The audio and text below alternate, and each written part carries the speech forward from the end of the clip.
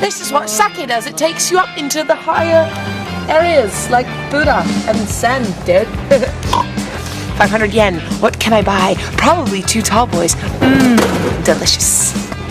This is one of the greatest things about Japan is the beverage selection in the vending machine. So here we have an array of alcoholic beverages, various kinds of beer in various sizes, and then the Chu-Hai, which is like the cocktail. It's also made with a rice liquor, shochu, which is a rice liquor. And then here you have your fruit juices, coffee. This is hot. This is hot tea, hot coffee. Pointing out the obvious, but. And then salty snacks to go with the beer. Dried squid, peanuts. It even says probably beer mix, but in Japanese pubic hair. Okay, look here. Oh. Here, hot soup, hot corn soup.